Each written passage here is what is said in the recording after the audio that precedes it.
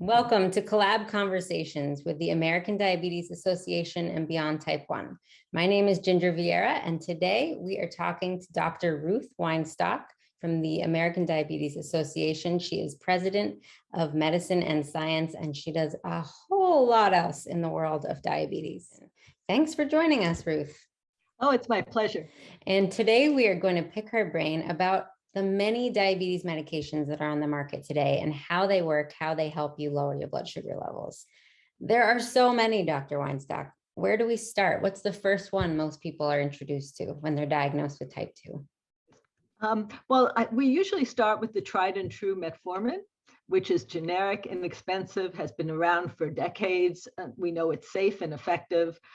So that is usually the first one that we try.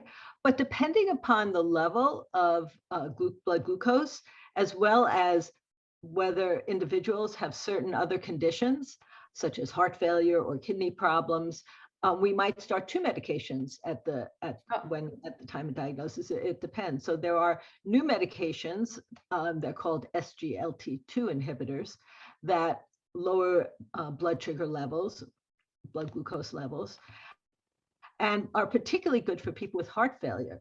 I mean, they're so good with heart failure that now even some people who don't have diabetes but have heart failure are being prescribed these medications. Wow. So there are times where we might start with two medications, for example. That's just one example of the time one might. Also, if the individual is very symptomatic from high blood sugars, losing weight unintentionally, urinating a lot, being very thirsty with very, very high blood sugar levels, then we might start with insulin initially. Okay. That doesn't mean that with type 2 diabetes, that doesn't mean that the individual will always need insulin, unlike type 1. But if the blood sugars are that high, then and the individual is very symptomatic, then insulin treatment would be used to help normalize and then try to transition to non-insulin therapy if possible. Okay, to get things down quickly because they're at a high enough level that it's more dangerous to gradually come down. Yeah. So we used to have many years ago, one basic algorithm. You start with this drug, then you go to that drug. We don't do that anymore. We now personalize therapy. We individualize therapy depending upon the age, the range of blood glucose readings, blood sugar readings, the presence of other conditions. So there are certain drugs that help slow the progression of kidney disease for individuals who might have kidney disease. So that would cause one to add a different drug, perhaps. Does someone need to lose weight? So many people with type 2 diabetes are overweight or obese and would love some help to lose weight. Right. And there are certain classes of drugs, they're called GLP-1 receptor agonists. Most of them are once a week injectable drugs, although there is also one that's once a day injectable. There are some different formulations of them, but those tend to not only help lower blood sugar levels, but also help people lose weight. So again, depending on the situation, I think we try to personalize it and find the best possible medication for that individual. Because insulin, for example, people tend to gain weight. So if we can control the diabetes and get the levels where we want with a once-a-week injectable with metformin, let's say, that does not cause weight gain, actually helps them lose weight, and we can control the diabetes, and that's great.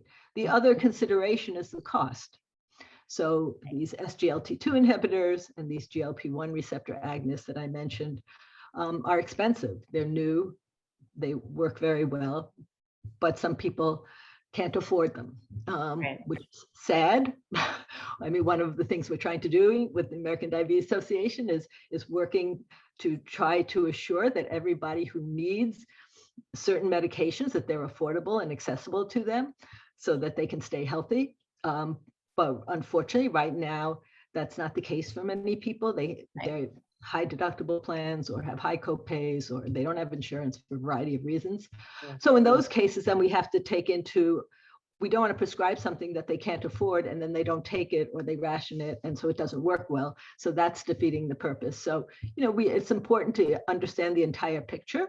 Right. And if finances are truly a problem. Obviously, we advocate for these individuals, try to get them what they need, but if that's not possible, then there's oral drugs that has been around a very long time called sulfonylurea drugs that are also extremely inexpensive, just as metformin is extremely inexpensive.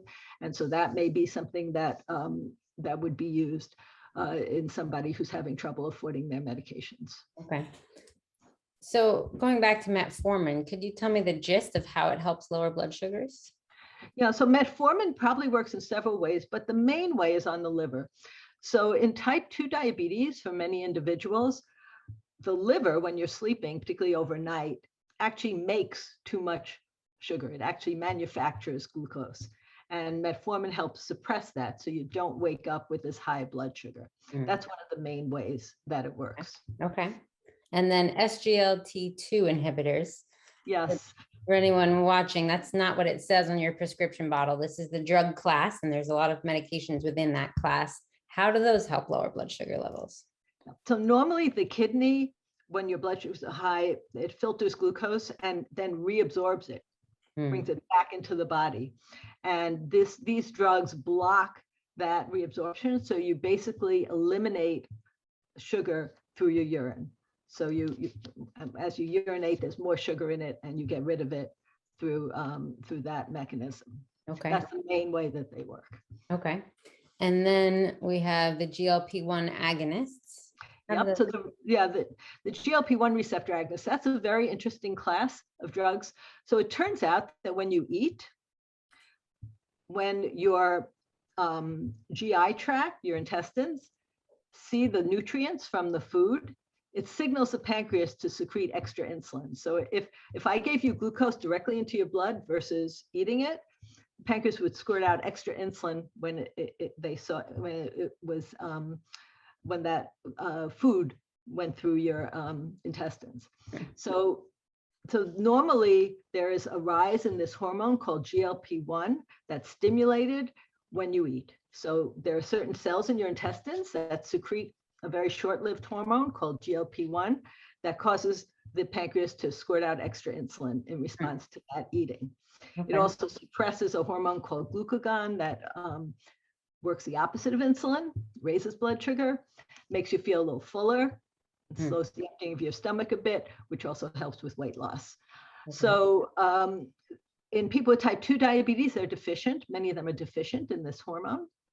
And so this injectable GLP-1 receptor agonist, actually it's also now available in a pill form, that basically is replacing that in an analog form, that GLP-1 that you're deficient in. Okay.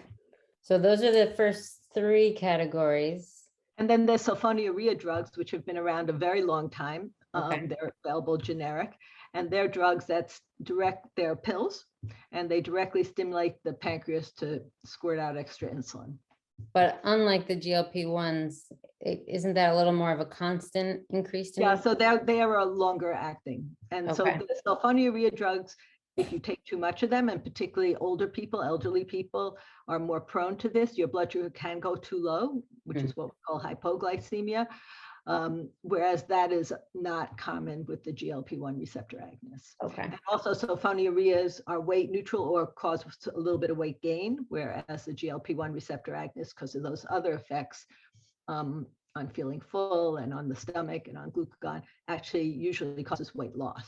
Okay. And would DPP-4 inhibitors be the next of the kind of top five? So those are, so the DPP-4 inhibitors, so I mentioned the GLP-1, that's the hormone that when you eat food, the nutrients in your digestive system, in your intestines, cause those cells in your intestines to squirt out GLP-1, that hormone, which is short-lived and causes the pancreas to secrete some extra insulin. It turns out that your native GLP-1, the GLP-1 that your body normally makes, has a very, very short half-life, that after just a very, very short period of time, few minutes, it is metabolized, it's degraded by an enzyme called DPP-4. Oh. So what this pill does, the DPP-4 inhibitors, is it partially prevents your native, the GLP-1 that you make yourself, from breaking down that fast. So it Wow. can raise those levels. You don't get as high levels as with the injectable GLP-1 receptor agonists, but they're safe. They're not associated with hypoglycemia, low blood sugars usually, and they're usually pretty well tolerated. Yeah. They don't lower the A1C as much, and they don't cause the weight loss, but they also don't cause weight gain. Okay. Okay. And it's important for someone to know that if one type of diabetes medication in a certain drug class isn't working for them for whatever reason, side effects, or it's just not helping their blood sugars come into range, they should talk to their doctor about trying something else. Absolutely. So as we learn more about diabetes and more research is done, what we now call type 2 diabetes is going to end up being multiple types of diabetes. Because again, we know it's very heterogeneous. And I predict in the future, there'll be a blood test that'll say, oh, you need a GLP-1. And you won't need that. In fact, that won't even work on you. You should use metformin. And someone else, metformin won't work on you. You should use this. So I think we'll be able to personalize it based on what the genetics and the actual type of diabetes that individual has.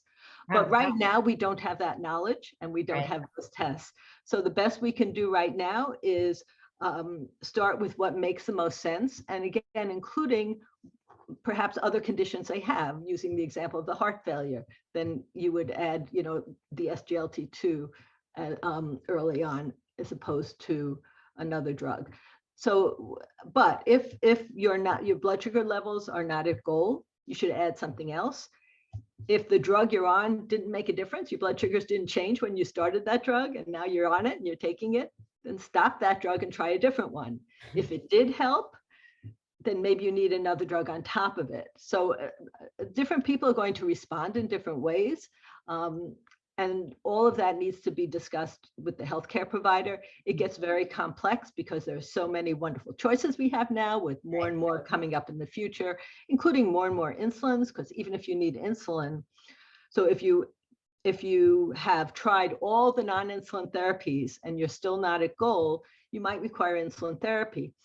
Now, unlike type 1 diabetes, many people with type 2, one injection of a long-acting insulin a day might, along with some of these other medications, might normalize their blood sugars. Others might need more complex regimens, and stopping a couple of the others. So again, it has to be individualized. Right. Okay. Yeah, that's really valuable to know that they all work so differently. So if one is not working, it's not that all these meds are useless. It's that you haven't found the right one that's really addressing the right issue that could help you. Right. Or the right mix. Right. Mixture and combination. And doing glucose monitoring can be extraordinarily helpful to see what your patterns are. There's blood glucose monitoring with finger sticks. There are also continuous glucose that you can really see what the patterns are. And that's very helpful, because when we're deciding what medication to use, is the problem that you're waking up with high blood sugars and during the day they're fine? Is the problem is your sugars are going up too much after eating? Where are the episodes of high blood sugars? And also, are there times where you're going too low? Because we have to back off. So that's extraordinarily important. So knowing the patterns help you optimize what is best for your body to achieve the best possible blood sugar control without causing problems. Right. That's our goal, to get as close to normal as possible without causing blood sugars to go too low. Right. Cool. Wow. Well, thank you so much for that very high level but simplified explanation of all of the options on the market today. My pleasure.